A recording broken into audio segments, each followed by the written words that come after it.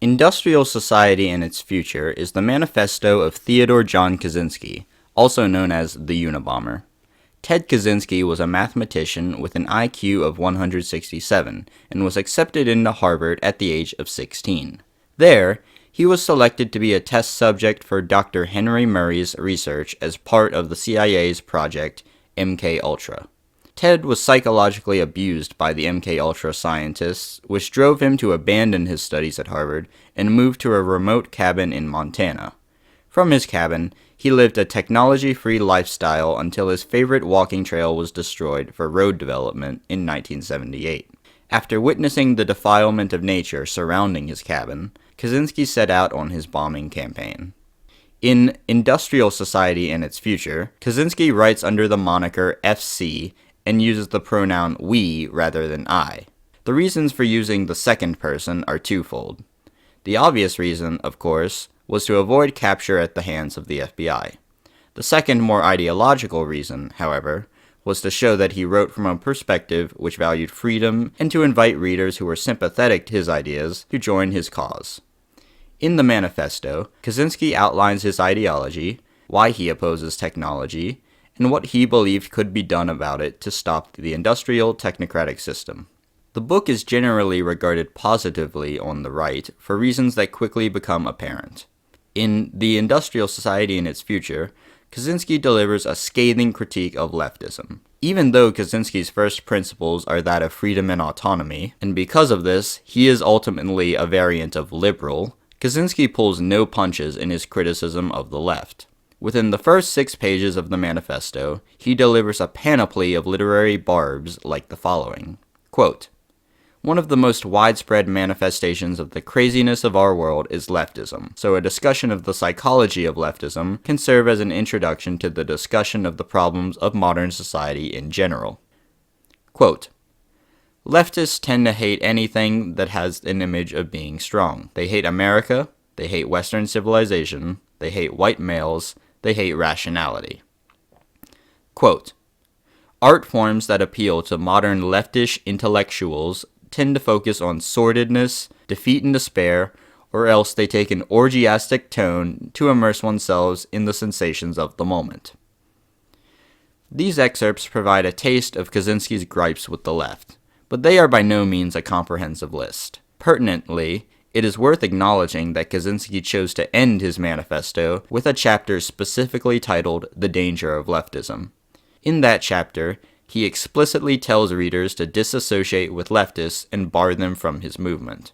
To quote, "A movement that exalts nature and opposes technology must take a resolutely anti-leftist stance, and must avoid all collaboration with leftists." Moreover, he also points out that leftists are power-hungry and would hijack his movement if allowed in. To quote, "In earlier revolutions, leftists of the most power-hungry type, repeatedly, had first cooperated with non-leftist revolutionaries, as well as leftists of a more libertarian inclination, and later have double-crossed them to seize power for themselves. Robespierre did this in the French Revolution, the Bolsheviks did it in the Russian Revolution, the Communists did it in Spain in 1938, and Castro and his followers did it in Cuba. Given the past history of leftism, it would be utterly foolish for non-leftist revolutionaries today to cooperate with leftists."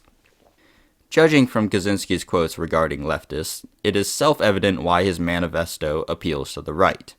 But what is his thesis in Industrial Society and Its Future? Kaczynski's core idea can be summarized in 3 prongs. 1.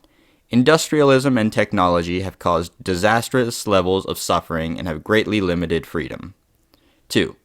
The industrial technocratic system cannot be reformed in a way that ensures human freedom. And 3. Revolution is necessary to protect freedom and rectify the problems of modernity. Beginning with the first prong, it would be remiss to not acknowledge the manifesto's opening line.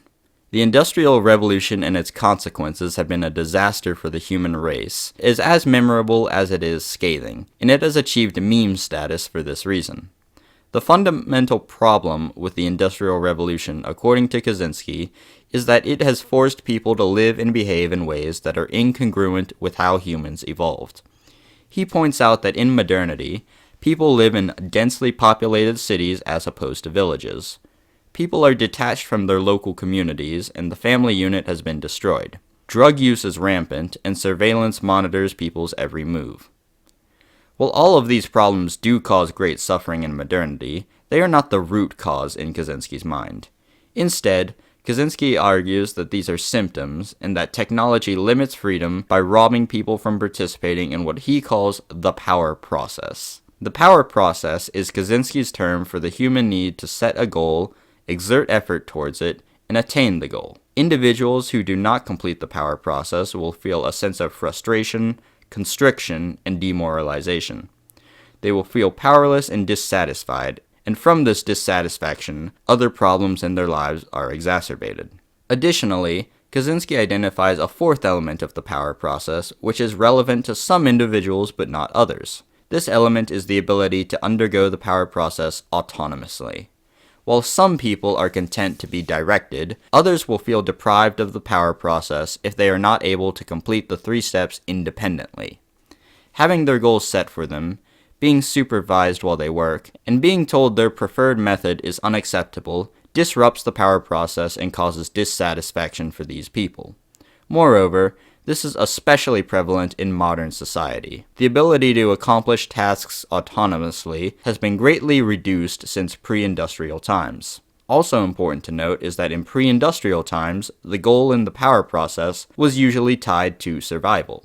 Today, people's goals are largely artificial, which brings us to another concept of Kaczynski's, that of surrogate activities. To quote Kaczynski, "We use the term surrogate activity to designate an activity that is directed towards an artificial goal that people set up for themselves, merely in order to have some goal to work towards, or merely for the sake of the fulfillment that they get from pursuing the goal." Kaczynski notes that surrogate activities have exceedingly taken up more and more people's time since the Industrial Revolution. Moreover, the sense of fulfillment sought by people engaged in surrogate activities often eludes them, and even if it is achieved, it does not provide the same satisfaction that one would get from attaining some external goal. Because of the artificial and vapid activities that have become more commonplace, Kaczynski places the blame for the dissatisfaction they have caused on technology. A third concept of Kaczynski's about why modernity has caused so much human suffering is called over-socialization. In psychology, socialization denotes the process by which children are trained to think and act in a manner that society demands. But Kaczynski argues that there can be too much socialization, and being over-socialized results in negative psychological effects on the individual. The over-socialized person cannot think or behave in ways that are contradictory to the accepted ways of their society. Doing so causes immense shame and self-hatred in their psyches, and if they catch themselves after having unconsciously broken an established norm, then they will feel a need to somehow rationalize their actions. Oftentimes, this may take the form of justifying their behavior by appealing to society's dominant moral paradigm. Kaczynski argues that over-socialization results in the person feeling perpetually psychologically constrained and powerless. Yet due to over-socialization, they are unable to break off the leash that constrains them. As a result, low self-esteem, shame, depression, and defeatism ensue.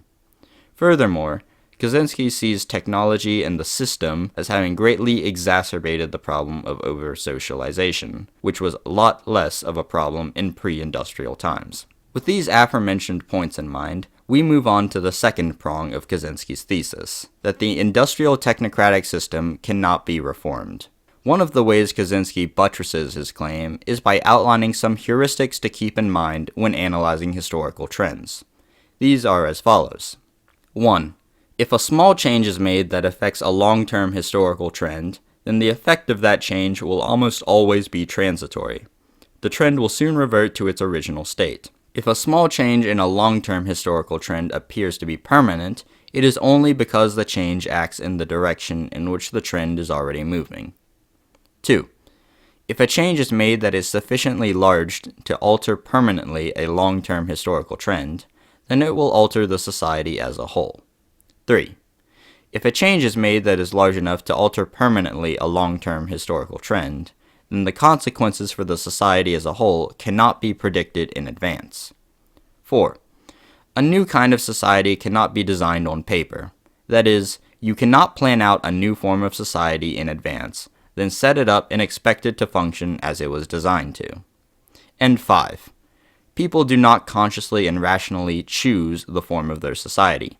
Societies develop through processes of social evolution that are not under rational human control. Kaczynski saw these heuristics as reason enough to believe the system could not be reformed in a way that guarantees freedom. But it is conceivable that not everyone would agree. Anticipating this, he also spends several chapters explaining technical reasons for why the system cannot be reformed. The first of these has to do with the fact that the system is a complex web in which all parts are interdependent on each other. To illustrate this point, Kaczynski brings up the example of modern medicine. As he writes, "Progress in medical science depends on progress in chemistry, physics, biology, computer science, and other fields. Advanced medical treatments require expensive, high-tech equipment that can be made available only by a technologically progressive, economically rich society. Thus, one does not simply get rid of the bad parts of technology while retaining the good. Everybody may want to stop environmental degradation, but nobody wants to give up the wonders of modern medicine." Kaczynski's point is that sufficient reforms cannot be implemented without paying a price. Because of the interdependent nature of the industrial system, meaningful change must be all or nothing.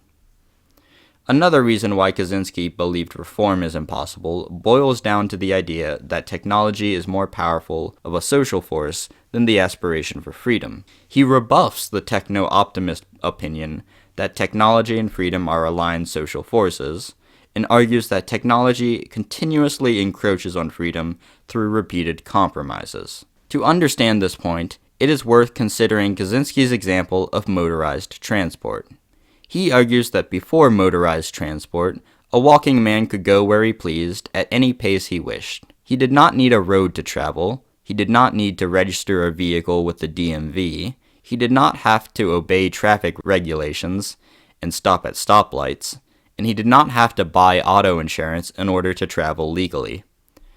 When motor transport came into existence, it appeared to increase one's freedom initially because it greatly expedited travel. Moreover, it was optional and one could choose to walk or travel by horse. But today, individuals more often than not have to depend on motorized transport. Cities and roads have changed so that no one can merely walk anywhere on a side of a road or on a steed.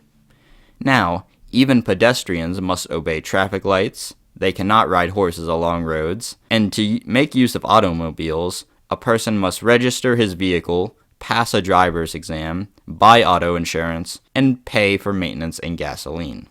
As such, Kaczynski's point can be summarized as, when a new item of technology is introduced as an option that an individual can accept or not as he chooses, it does not necessarily remain optional. In many cases, the new technology changes society in a way that people are eventually forced to use it.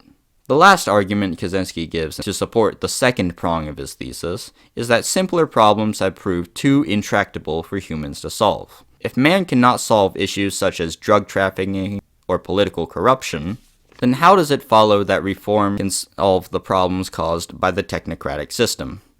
For all of these aforementioned points, Kaczynski concluded that reforming the system was an idea bound for failure. This brings us to the third prong of Kaczynski's thesis, that revolution was necessary to protect freedom and solve the problems of modernity. Kaczynski's revolution that he had in mind was to be a revolution against the economic and technological basis of society, not against a particular set of states. As such, he reiterates multiple times that his revolution was not to be a political revolution, and that it could make use of violence, but did not necessarily have to. One might object, however, that such a revolution would inevitably become political, and would undoubtedly be far from peaceful should it occur. This objection is the position of the Sigmar Academy. As to its merits versus the merits of Kaczynski's position, we leave that up to the viewer to decide. Regardless, Kaczynski outlined one win condition for Freedom Club and 2 tasks which they needed to accomplish in order to see it realized. While conventional revolutions aim to destroy a pre-existing order and establish a new, ideal society, Kaczynski had no such utopian delusions. Recall his heuristics explained earlier, specifically his 4th and 5th ones. Because of these, Kaczynski had no illusions about his ability to create an ideal society. Instead, he set his victory condition solely as the destruction of the current industrial technocratic system. The 2 tasks he sets for Freedom Club in order to achieve this objective is to promote social stress and instability in industrial societies, and to propagate an ideology that opposes technology. Regarding the first task, Kaczynski notes that revolutions happen when the system is sufficiently stressed and unstable. In France, this was due mainly to economic reasons, while in Russia, this was spurred on mainly by military defeat in the First World War. Either reason would do for Kaczynski, so long as instability does happen.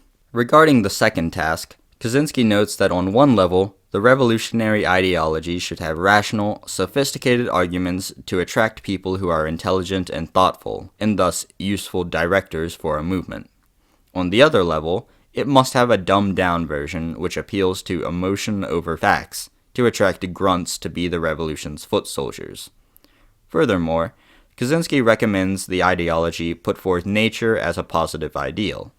As he reasoned, nature is antithetical to industrialization, and it is beautiful, and it has swaths of people who already advocate for it. Nature, thus, is the perfect positive ideal for his ideology. As for the negative, or what the ideology is against, Kaczynski recommended that Freedom Club should always frame issues on the grounds of the public versus the technocratic elites. He advised this because he reasoned that framing society's problems in a way that blames the public instead of the elites would spell defeat for a revolutionary movement. So, the elites of the industrial society must always be at fault. This concludes the summary of industrial society and its future. Moving on to the critique, there are multiple points of contention that behooves men and women of the right to address. One of these contentions has to do with the fact that Kaczynski is still at heart a type of liberal.